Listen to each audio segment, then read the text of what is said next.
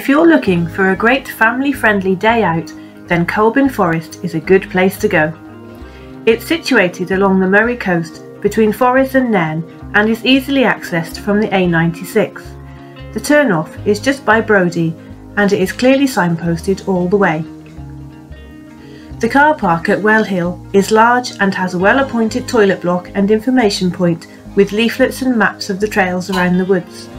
We visited in March 2022 and it was just £2 to park the car all day. There are no catering facilities, so we would advise you to take your own drinks and munches, as there are plenty of points along the various routes where you can stop for a while and have a picnic.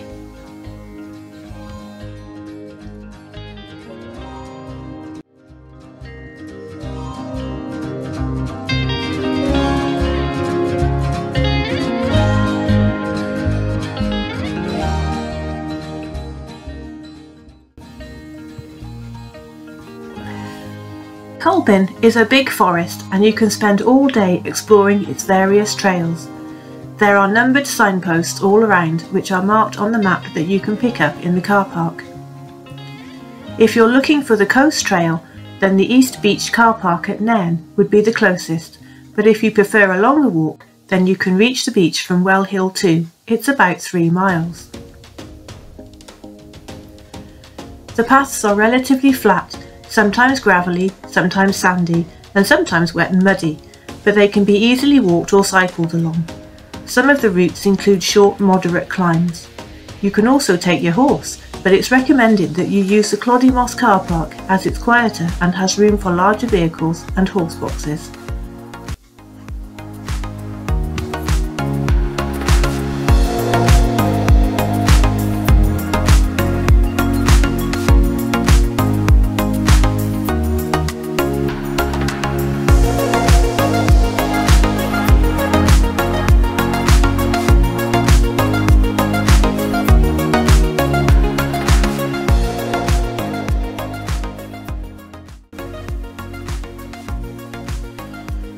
From the car park, we headed to the popular Hill 99 viewpoint, so called because the dune it sits on is 99 feet high and is the tallest dune in the forest. This is a sandy trail through the dunes which leads to a man-made wooden viewing platform which takes you high above the trees for a bird's eye view over the forest, the shore and across the Moray Firth. On a clear day, you will see the snow-capped mountains of the Black Isle in the distance.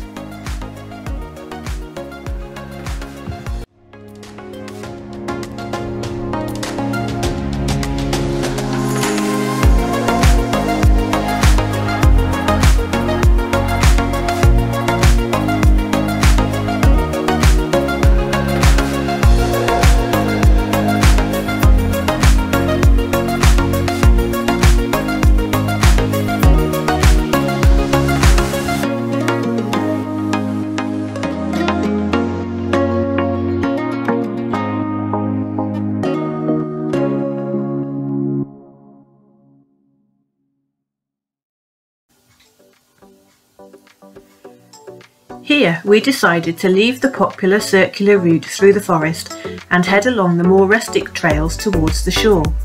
These trails are also marked on the map and have numbered signposts too.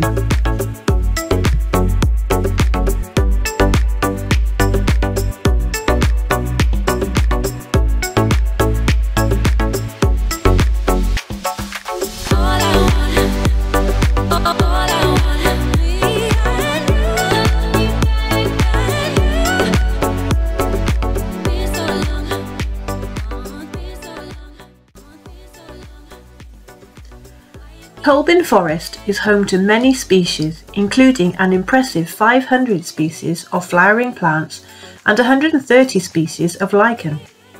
In the summer, dragonflies, butterflies and moths abound, as do many other native insects and birds.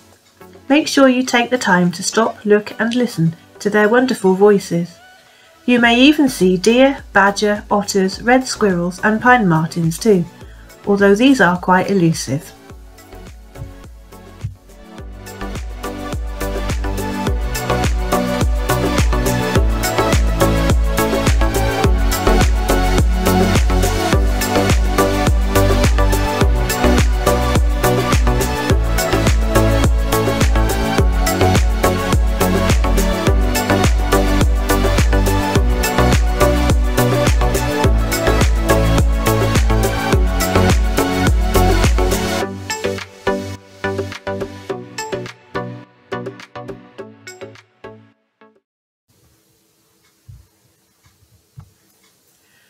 We followed the path to the Gut, a sheltered tidal mudflat which suddenly opens up from forest to a stunning shoreline.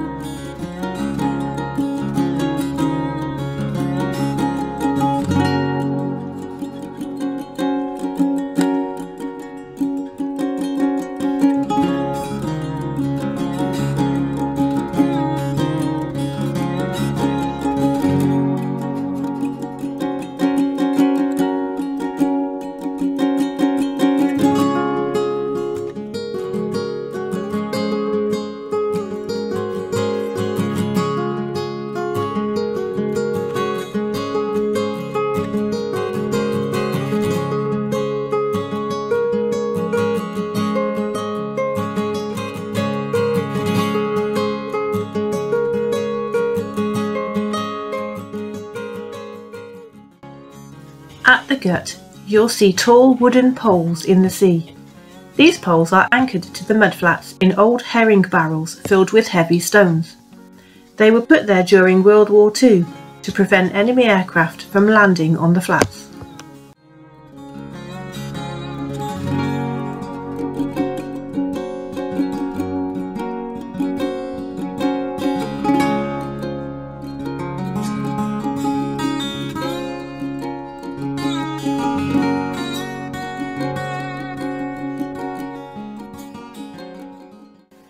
Most of Culbin's shoreline is an RSPB reserve and is a mix of salt marsh mudflats, sand, shingle and large hard-to-walk-on pebbles. It is a vital all-year-round feeding ground for wading birds, sea ducks like eiders and pink-footed geese. You may also see dolphins and seals. If you do see birds or seals, please just admire them from a distance and don't disturb them. Salmon fishing was once an important local industry and they still swim by on their way to the local rivers.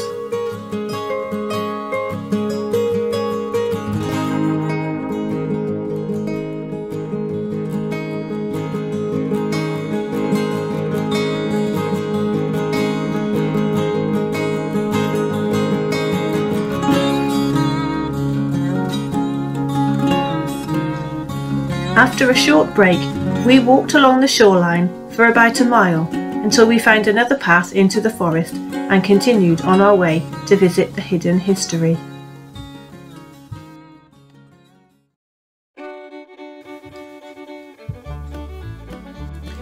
The Forestry Commission now own and manage Culbin Forest, but its first recorded owner was Richard de Moravia in around 1235. In the 15th century, the Kinnaird family inherited Culbin from the Murray family. The Kinnairds owned the estate for the next 200 years until a sandstorm overwhelmed it. Culbin had suffered from regular sandstorms for centuries. The people unknowingly made the situation worse by uprooting marram grass and using it for their roofs, thus destabilising the dunes. In 1694, a great sandstorm engulfed the main house and the surrounding farms.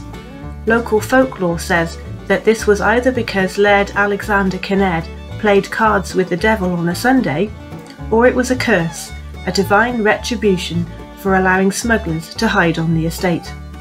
Who knows, but the remains of those houses and farms have never been found. Are they still out there buried deep below the changing sands?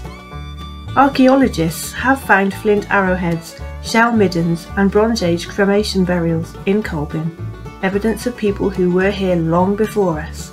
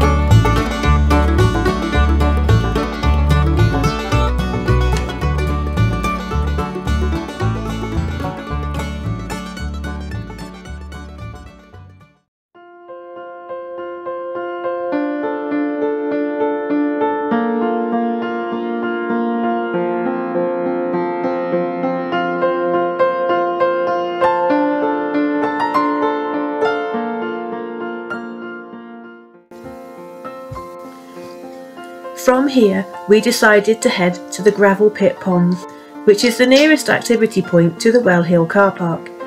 Here we sat and watched the frogs swimming in the pond before making our way back to the car.